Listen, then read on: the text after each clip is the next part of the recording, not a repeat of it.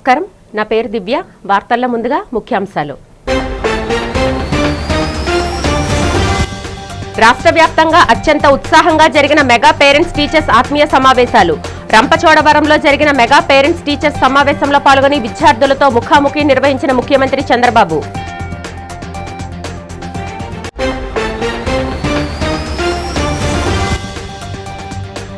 పలమనేరు నుంచి పార్వతీపురం మన్యం జిల్లాకి బయలుదేరిన 2 కుంకి ఏనుగులు. కుంకి ఏనుగులకు మంగళగిరి కార్యాలయం వద్ద స్వాగతం పలికి మన్యం జిల్లా పంపించిన ఉప ముఖ్యమంత్రి పవన్ కళ్యాణ్.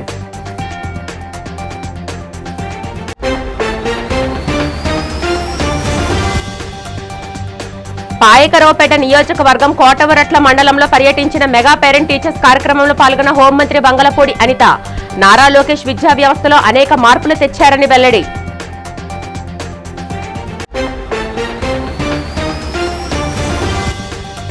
విశాఖ సంపత్ వినాయక టెంపుల్ వద్ద బిఎన్ఆర్ బంగారు వజ్రాభరణాల షోరూంను ప్రారంభించిన రాష్ట్ర మంత్రి మండేపల్లి రాంప్రసాద్ రెడ్డి, సినీ నటి సంయుక్త మీనన్.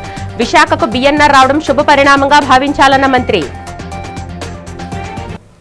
పిల్లలు ఆనందంగా చదువుకోవడానికి రాష్ట్ర ప్రభుత్వం అన్ని ఏర్పాట్లు చేసిందని ముఖ్యమంత్రి నారా చంద్రబాబు నాయుడు స్పష్టం చేశారు. రంపచోడవరంలో నిర్వహించిన మెగా పేరెంట్స్ టీచర్స్ ఆత్మీయ సమావేశంలో ఆయన పాల్గొన్నారు. అనంతరం మాట్లాడుతూ విద్యా వ్యవస్థకు ఉపాధ్యాయులే వెన్నెముక అని, రాష్ట్రంలో టీచర్ల కొరత లేదని పేర్కొన్నారు.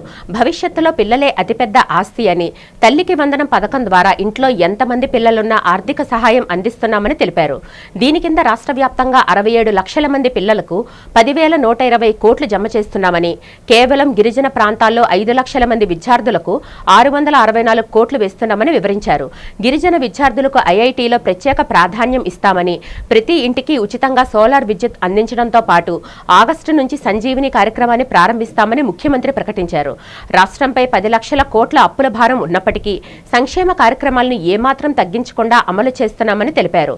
ఆర్థిక అసమానతలను తగ్గించి పేదవారిని ఆదుకోవడమే లక్ష్యంగా P4 కార్యక్రమాన్ని విస్తృతం చేస్తున్నామని సీఎం చంద్రబాబు నాయుడు వెల్లడించారు. ఏమమ్మా, అందరూ బాగున్నారు కదా? హ్యాపీగా ఉన్నారా? అందరికి ఫోన్లు ఉన్నాయా? అందరూ చెక్ చేసుకున్నారా? ఎంతమంది పిల్లలుంటే అంతమందికి డబ్బులు పడ్డాయా లేదా అని అడుగుతున్నా. పడ్డాయంటే గట్టిగా చప్పట్లు కూడా రంపచోడవరం మొత్తం వినపడాలి.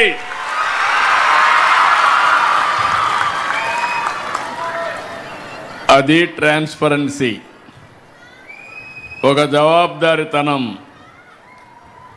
ఈరోజు మిమ్మల్ని చూసినప్పుడు నేను 4వ మెగా పీటీఎంకి వస్తున్నా.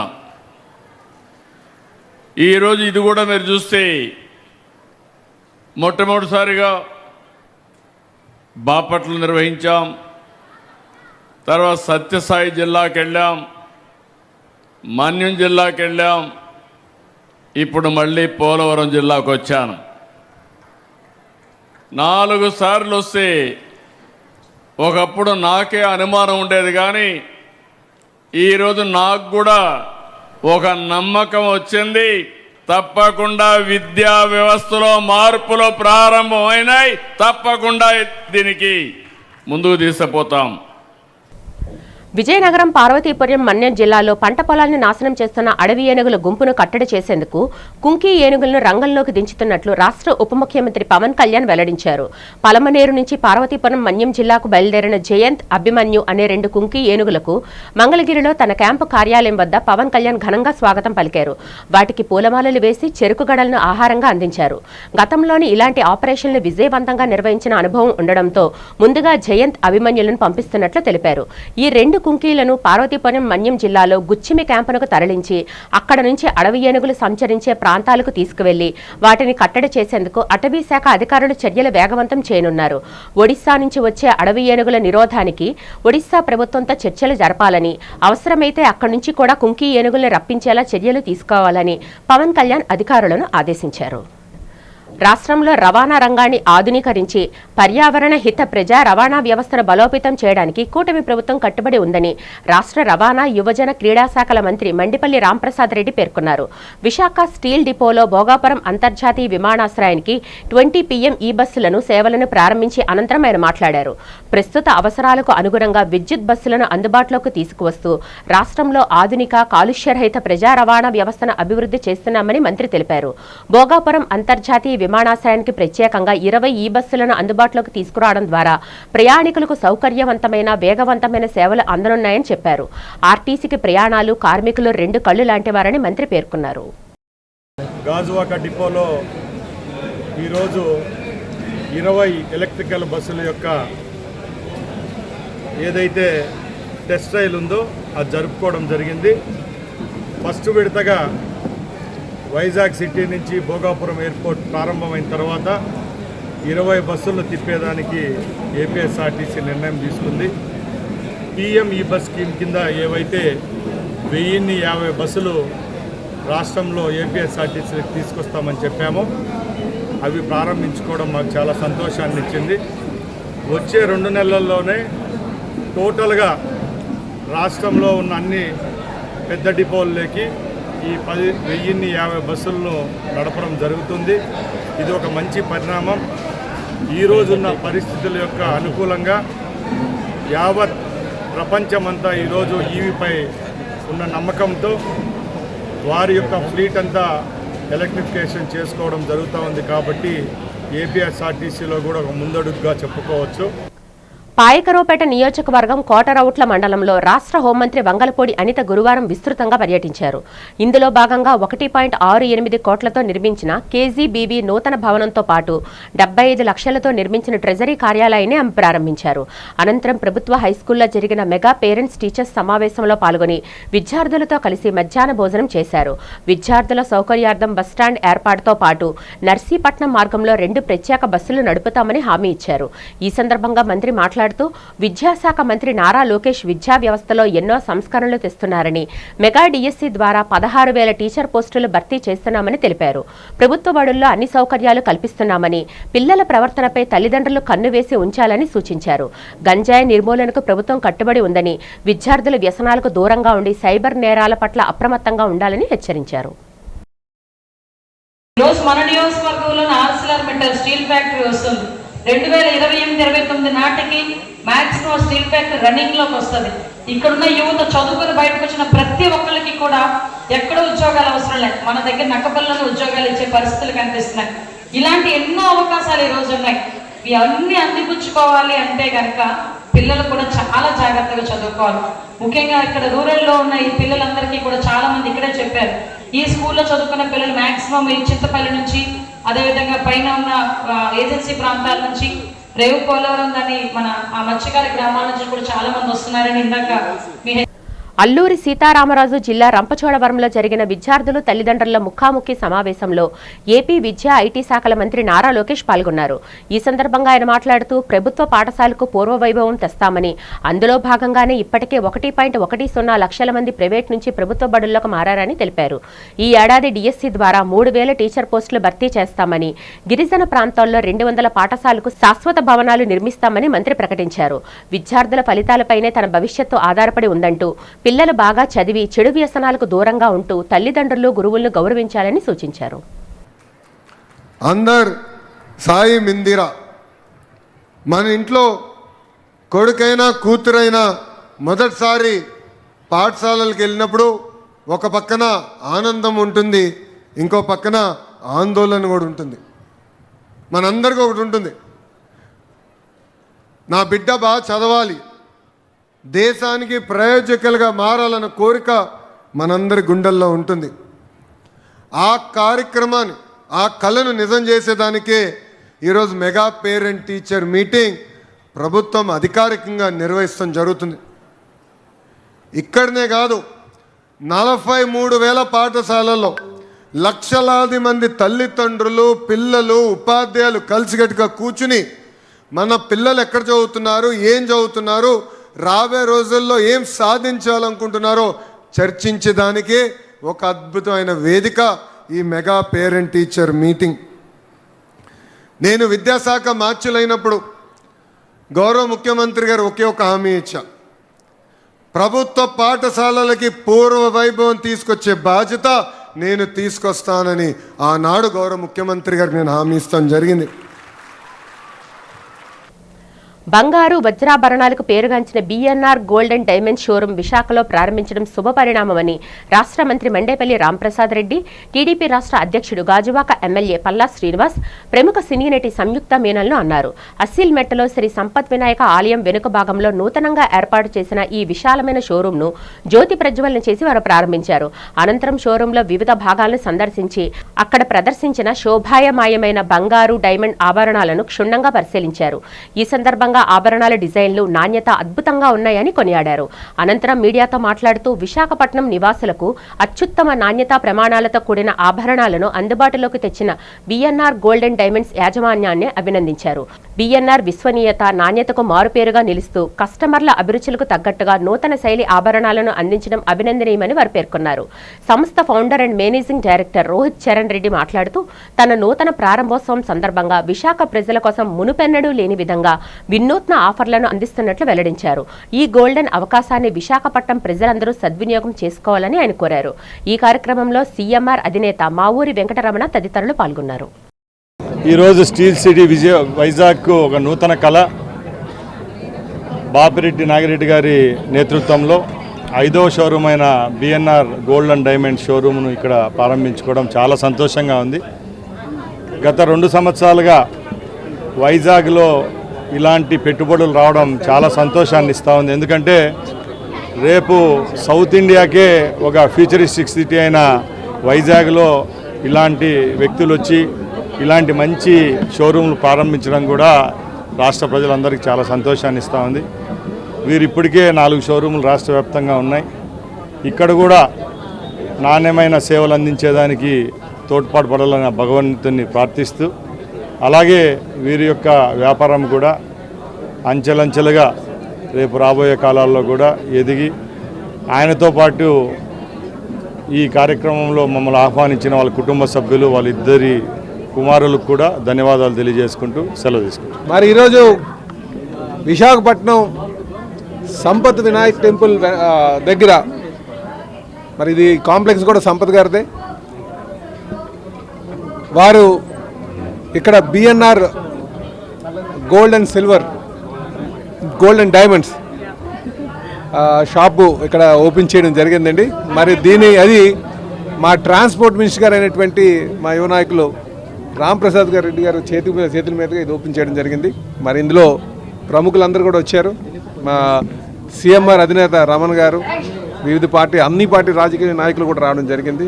మరి ఈ షోరూము ఇక్కడ 5వ షోరూమ్ స్టార్ట్ చేశారు. దీన్ని మరి బాపిరెడ్డి నాగిరెడ్డి గారు, వారికి 2 షోరూమ్లు విజయవాడలో ఉన్నాయి, 2 షోరూమ్లు బెంగళూరులో ఉన్నాయి. ఈ బిజినెస్లో బాగా వారికి ఆరితేరినటువంటి వారు. ఇక్కడ చూసిన తర్వాత wide range of diamonds, gold, ఇవన్నీ కూడా ప్లాటినం అన్నీ కూడా కనిపిస్తున్నాయి. చూడడానికి చాలా బాగున్నాయి. అయితే దీన్ని కూడా అందరూ వైజాగ్ ప్రజలు ప్రోత్సహించాలని చెప్పి కోరుకుంటూ, నాగిరెడ్డి గారు అలాగే బిఎన్ఆర్ గోల్డ్ ఓపెన్ చేయడం, అలాగే విశాఖపట్నానికి పొటెన్స్ ఉన్నది. ఇలాంటి ఎన్ని షోరూమ్లు వచ్చినా మన ప్రజలు ఆదరిస్తారు. వీళ్ళు బిజినెస్ బాగుండాలని మనస్ఫూర్తిగా కోరుకుంటున్నాం. విశాఖలో ఇవాళ నుంచి ఇక ముందు లేని విధంగా, ఇక ఎప్పుడూ జరగని విధంగా బిఎన్ఆర్ అనేది స్టార్ట్ అవబోతుంది. Never before ever after in Vizag. గొప్ప ఆఫర్లు మాత్రమే కాదు, గొప్ప అవకాశం కూడా.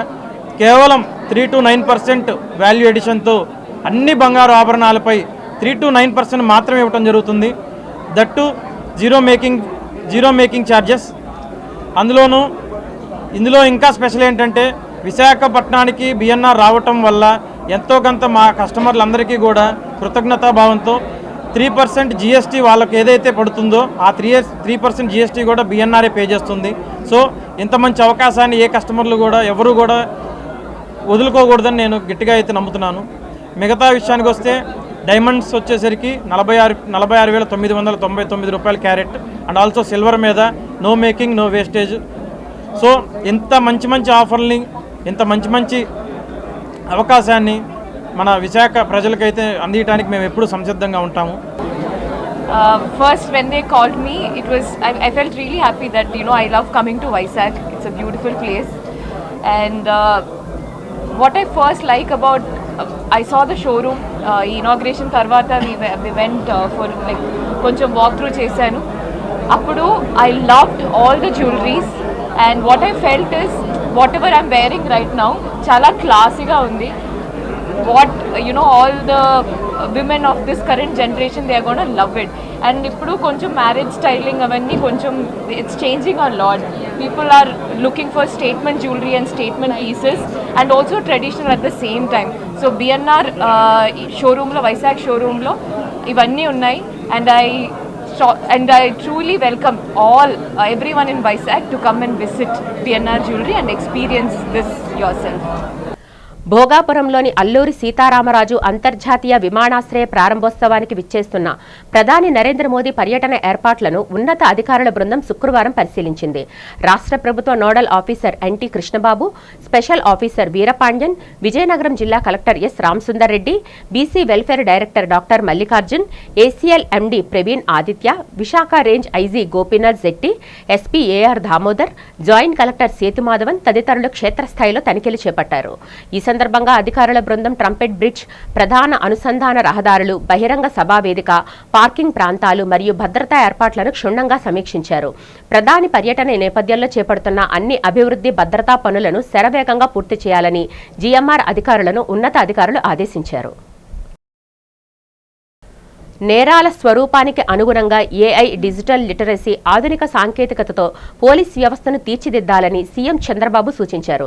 విజయవాడలో AP police retreat 2026 future policing conference ముగింపు సమావేశంలో పాల్గొని మాట్లాడారు. పోలీసులు ప్రజలకు ఫ్రెండ్లీగా ఉంటూనే నేరస్తులపై కఠినంగా వ్యవహరించాలన్నారు. నేరం చేసిన వారికి వేగంగా శిక్షలు పడేలా చూడాలన్నారు.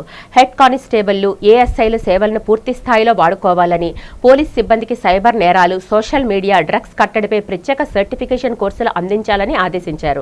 సోషల్ మీడియా ద్వారా జరిగే దుష్ప్రచారాన్ని వెంటనే తిప్పికొట్టాలని, గంజాయి, డ్రగ్స్ ను పూర్తిగా అరికట్టాలని స్పష్టం చేశారు.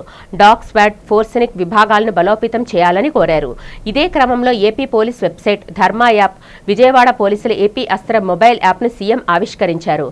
ఈ కార్యక్రమంలో హోంమంత్రి అనిత, డీజీపీ హరీష్ కుమార్ గుప్తా, ఇతర ఉన్నత అధికారులు పాల్గొన్నారు.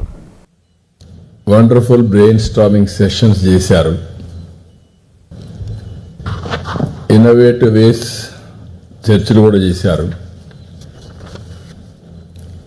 ప్రజెంటేషన్స్ కూడా extraordinary presentations and futuristic 6 groups కూడా చూశాను. 6 గ్రూప్స్లో కూడా emerging threats of new age of cyber crimes, women and children safety,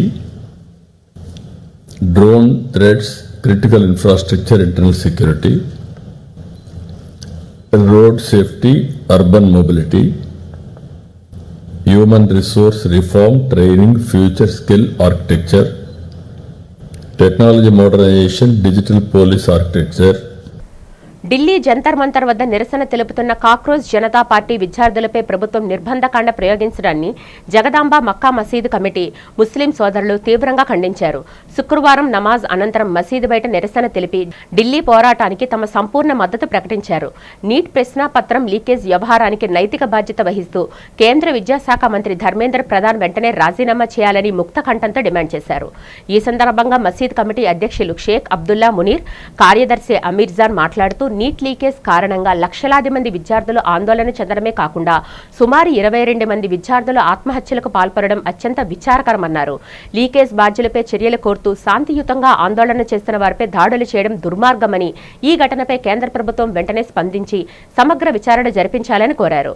ఢిల్లీలో జరుగుతున్న ఈ న్యాయ పోరాటానికి ముస్లింలంతా అండగా ఉంటారని స్పష్టం చేశారు. ఈ కార్యక్రమంలో చిరాగ్ ఆలీ, న్యాయవాది షేక్ షరీఫ్ తదితరులు పాల్గొన్నారు. భారతదేశంలో జరుగుతున్న ఎక్కడైనా సరే అన్యాయం జరిగినా కానీ ముందు వరుసలో ఉండేది ముస్లింలని మాత్రం తప్పనిసరిగా మీరు గుర్తించాలి. భారతీయులుగా మేము ముస్లిం భారతీయులం. భారతదేశంలో జరుగుతున్న ఎక్కడైనా అన్యాయం జరిగితే కనుక మొట్టమొదటిగా స్పందించడానికి రావడానికి మేము ప్రయత్నం చేస్తూ ఉంటాం. కానీ ప్రస్తుతం ఉన్న పరిస్థితుల వల్ల టోపీ పెట్టుకుని వస్తే చాలు ఆయన ఆతంకవాది అని చెప్తున్నారు. ఉగ్రవాదిని ముద్ర వేస్తున్నారు. ఈరోజు జంతర్ మంతర్లో జరుగుతున్న నీట్ ఎగ్జామ్లో జరిగిన అవకతవకల వల్ల నీట్ ఎగ్జామ్ అనేది క్యాన్సర్ అయింది. భారతదేశం ప్రజలందరికీ తెలుసు. సుమారుగా 16 లక్షల మంది national eligibility entrance test NEET exam రాస్తే అది వెంటనే దాన్ని అవకతవకలు జరిగాయి అనే సంగతి తెలిసిన తర్వాత దాన్ని రద్దు చేయడం జరిగింది. ఇలా రద్దు చేయడం వల్ల సుమారుగా నాకు తెలిసి 21 మంది చిన్నారులు సూసైడ్ చేసుకున్నారు, తల్లిదండ్రులు సూసైడ్ చేసుకున్నారు. ఇక్కడ ముఖ్యంగా గమనించాల్సిన విషయం, నీట్ అనే ఎగ్జామ్ టెస్ట్ నేషనల్ వైడ్ అంతా ఒకటే జరుగుతుంది, భారతదేశం అంతా ఒకేసారి జరుగుతుంది. ఒకేసారి ఒక ఎంట్రన్స్ టెస్ట్ జరిగితే కనుక లక్షలాది కోట్ల రూపాయలు భారతదేశం యొక్క డబ్బు ఖర్చు అవుతుంది. లక్షలాది రూపాయలు. ఈ డబ్బంతా కూడాను భారతదేశ ప్రజలది. మా ముస్లిమ్స్ అందరూ మా మసీదు ముందు నుంచొని ఎలాగైతే ప్రజాస్వామ్యాన్ని ఇలా అనగదొక్కడానికి ప్రయత్నిస్తున్నారో ఆ విషయంపై వ్యతిరేకంగా ఈరోజు ప్రజాస్వామ్యం నుంచుంది. ఈరోజు 16 లక్షల మంది పిల్లల భవిష్యత్తుని కాపాడి వాళ్ళని మంచి స్థాయిలో ఉంచాల్సిన ప్రభుత్వమే వాళ్ళని అనదొక్కడానికి ట్రై చేస్తుంది. వాళ్ళు ఇంత ప్రజలు ఇంత ఉత్సాహంగా ఉండి ఈరోజు 24వ తారీఖు మొత్తం ఆల్ ఓవర్ ఇండియా స్కూల్స్ అన్ని బంద్, కాలేజెస్ బంద్, ఎడ్యుకేషన్ బంద్ అయి ఉంది.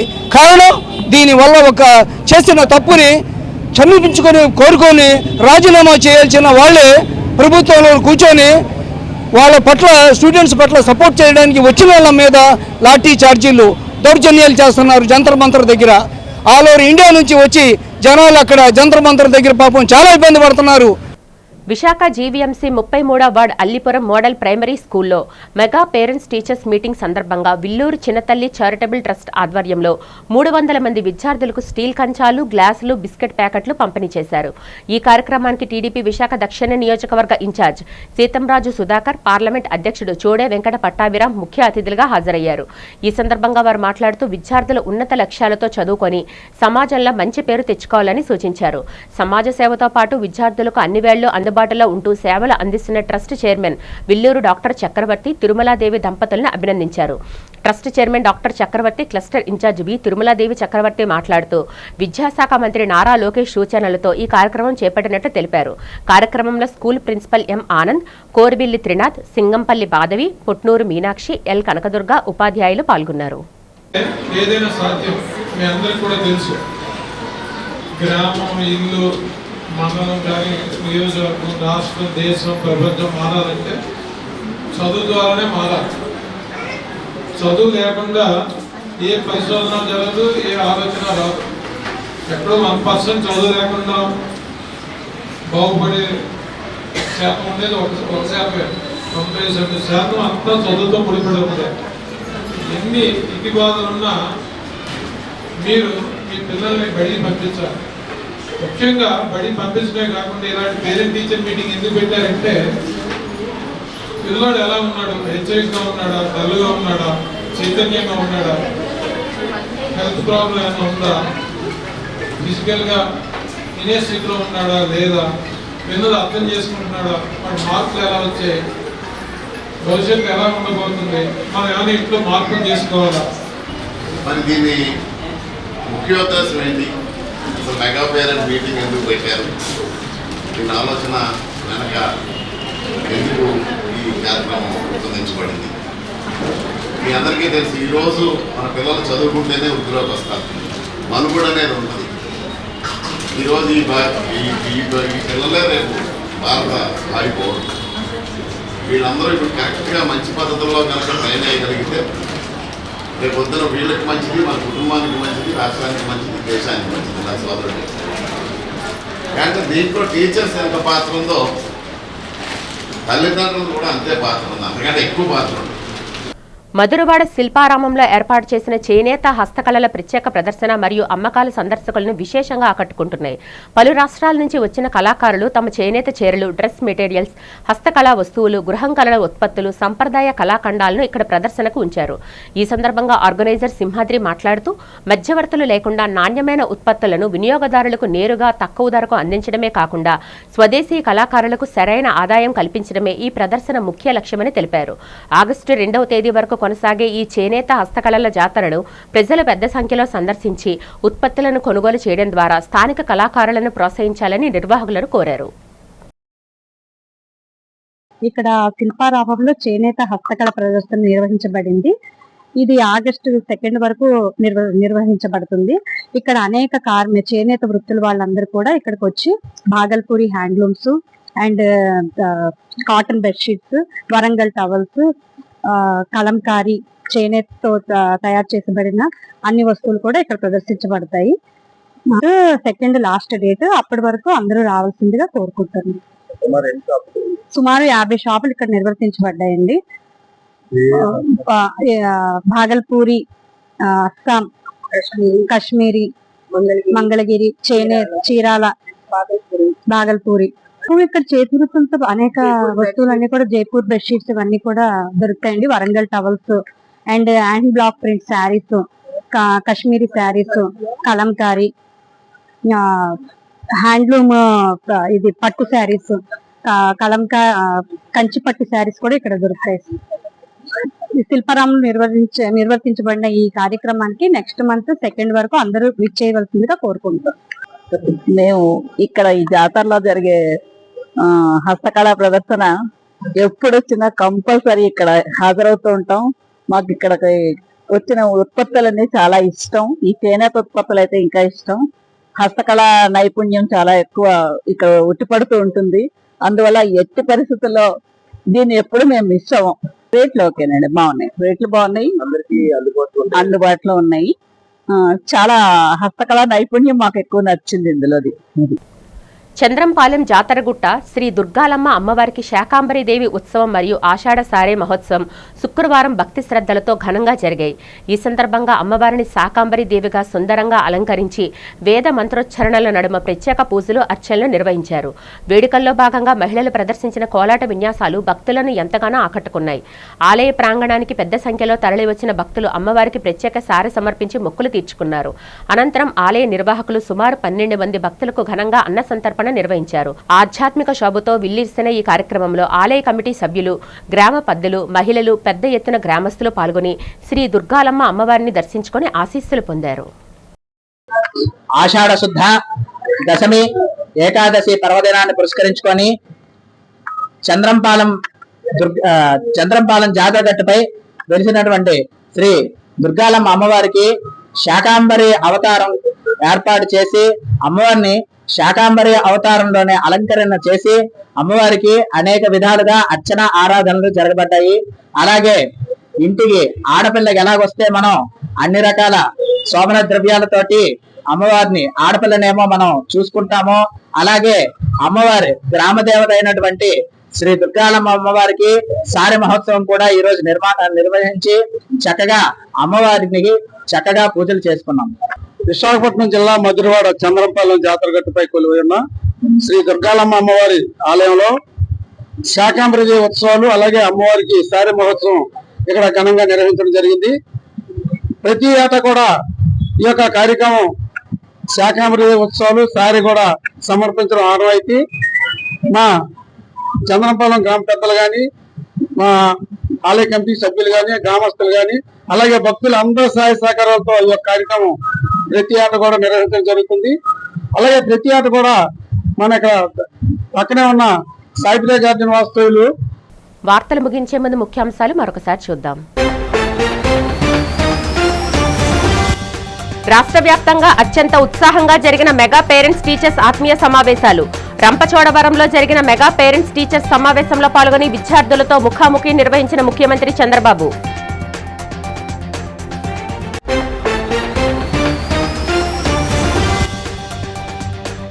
పలమనేరు నుంచి పార్వతీపురం మన్యం జిల్లాకి బయలుదేరిన 2 కుంకీ ఏనుగులు. కుంకీ ఏనుగులకు మంగళగిరి కార్యాలయం వద్ద స్వాగతం పలికి మన్యం జిల్లా పంపించిన ఉప ముఖ్యమంత్రి పవన్ కళ్యాణ్.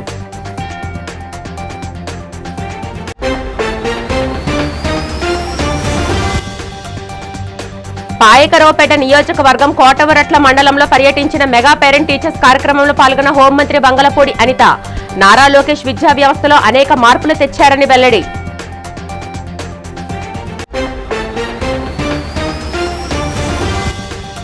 విశాఖ సంపత్ వినాయక టెంపుల్ వద్ద బిఎన్ఆర్ బంగారు వజ్రాభరణాల షోరూంను ప్రారంభించిన రాష్ట్ర మంత్రి మండేపల్లి రాంప్రసాద్ రెడ్డి, సినీ నటి సంయుక్త మీనన్. విశాఖకు బిఎన్ఆర్ రావడం శుభ పరిణామంగా భావించాలన్న మంత్రి.